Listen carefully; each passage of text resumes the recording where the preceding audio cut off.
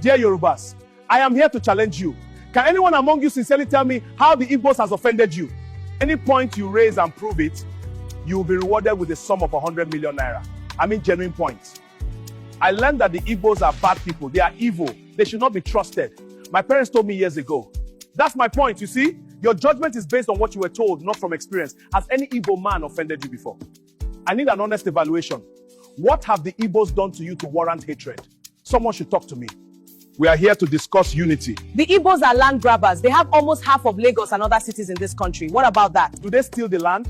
Do they pay the owners? Don't they buy those lands? Is it an offense to buy property with your money? Let me remind you that the investment of Igbos were seized in the name of abandoned properties. You should be the guilty one here, not trying to blame someone who bought item with his money, or you stop selling to them. Unfortunately, you pretend not to see the main land grabbers who pay people and collect their lands. Don't you see them? It's a shame that you fight someone who buys from you, but romance someone pay you and collect by force. That's hypocrisy. Any other point why your hatred on Igbos are justified? Nobody has given a tangible reason so far. My own is simple. Igbos are too proud. They are always bragging about everything. I hate that lifestyle. My dear, don't be intimidated by the Igbos lifestyle. Yes, we are proud for a reason. Imagine being successful with 20 pounds. Right. We were given 20 pounds to start life, and today we have turned the 20 pounds to billions of naira. Won't you brag about it? Again, what you call pride is not arrogance. It is our nature. Igbos adopted the leopard as our symbol for a reason. I will explain. Leopard is known for independence. Like the leopard, the Igbo spirit thrives on self-reliance and personal achievement. Leopard is intelligent. The leopard wins through strategy, just as the Igbo value wisdom over noise. What about authority? The leopard symbolizes dignity and leadership, much like Igbo traditional prestige.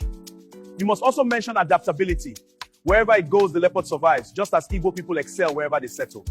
Think about quiet strength. The leopard moves silently but acts decisively, reflecting Igbo strength through results. We must mention courage. The leopard does not fear confrontation, mirroring the Igbo history of resilience and defense.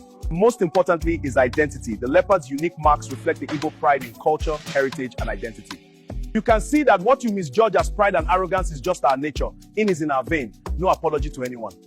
Shall we proceed with my question? Tell me what Igbos have done wrong to you that make you to hate them so much. The Igbos said that Lagos is no man's land. Is that not insulting to our Yoruba authority? There you got it wrong. If you are familiar with history, you should know that the phrase was first used by former governor of Lagos. It was Governor Jakonde who stated that Lagos is no man's land. It didn't come from the Igbos. Check your history well. Some Igbos said that on social media. Doesn't mean that Igbos said that Lagos is no man's land. You are looking for excuses. The last speaker is from Ekiti. So are you claiming Lagos? Lagos is southwest. Doesn't mean Ekiti man should claim it either. Why not allow the owners of Lagos to lead the fight if they are not happy that someone said that Lagos is no man's land? Why is Oyo man shouting up and down as if Lagos is his state? You claim what is not yours but turn to call someone land grabber for buying land. That's hypocrisy at its peak. But let me have more points. Why do you hate Igbos so much that most of you are now obsessed with Igbos?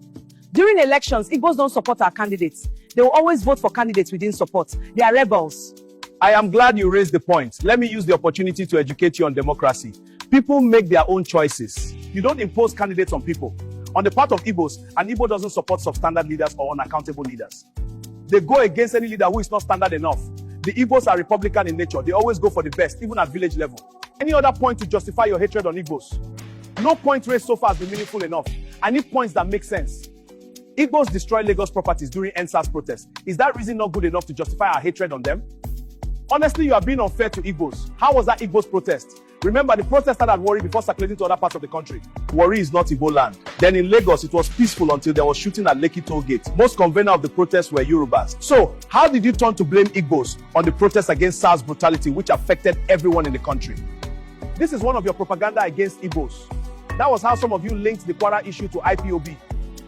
Your media used propaganda to tag 1966 coup and Igbo coup, even when the participants of that coup have come out openly to debunk it.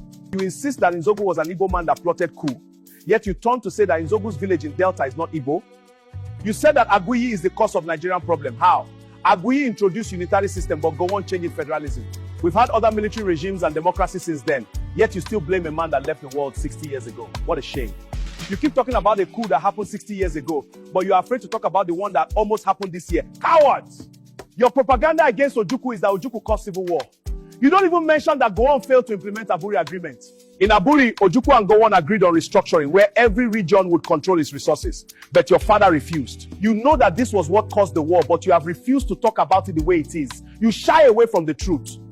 And now you are asking for the same restructuring which your father rejected 60 years ago. Is that not hypocrisy? Think about the Igbos must go protest you have always agitated for. We claim one Nigeria, yet you harbor such thoughts in your heart. Well, for sure, Igbos will leave Lagos one day. But remember the street of Lagos during Christmas period. You think you can survive without Igbos? How many Igbo man shops have you demolished? How many of their buildings have you destroyed? What about shops that got burnt? Remember, they bought those properties with their money. They invested heavily on those places, yet you keep destroying them. Your mother said it in 2019 that you would convert the investments of Igbos to your properties, and it is happening now. Your father threatened with Lagoon how he will push them into it. It happened during 2023 election. We claim to be in one Nigeria. What about the infamous Asaba massacre which your uncle spearheaded? Your uncle pied thousands of unarmed innocent civilians. All of you are happy to hear that your daddy initiated the policy that cut food supply, which led to the pain of millions of Biafrans. It is a shame that while Nigerians are calling for electoral reform to ensure free and fair election, some of you are supporting the usual rigging system. Even when Nigerians protested against bad governance, you refused to participate as if you are not facing the same hardship. As others were protesting against hardship, you initiated your own protest on Igbo must go as if your problem is Igbo. Even when President Trump and Americans have enough evidence on Christian persecution in Nigeria, you still find a way to blame Igbos. Even in the church, you still show your hatred on Igbos. A priest stopped church service in Yoruba land because Igbo son was raised. A Nigerian player missed the penalty and you blame the entire Igbo, forgetting that a Yoruba player missed the penalty for World Cup qualification. I can tell you 2,000 ways Yorubas have offended Igbos, but you can't point out a single way Igbo man has offended you. It has gotten worse to the extent that you now transfer the hatred to any Yoruba person who doesn't hate Igbos. What a shame. Imagine your propaganda that an Igbo man pie an Hausa man. Even the person who pie the Hausa man is from Benue. Remember, your attack and propaganda make us stronger. You leave your business to face Igbos. We have not offended you. No matter how hard you try, you can't point out a single way we have offended you. All the things you mentioned have no basis. The only offense of an Igbo man is that he came to your land to progress, and that brings jealousy, envy, and acrimony. Let me say this finally. Messi is marked, Ronaldo is tackled, but nobody cares about useless players. The same is applied to the Igbos. People that carry great destiny attract attention just as the Igbos do. Ponder over this. Remember, as leopard, Igbos cannot be intimidated. I am off.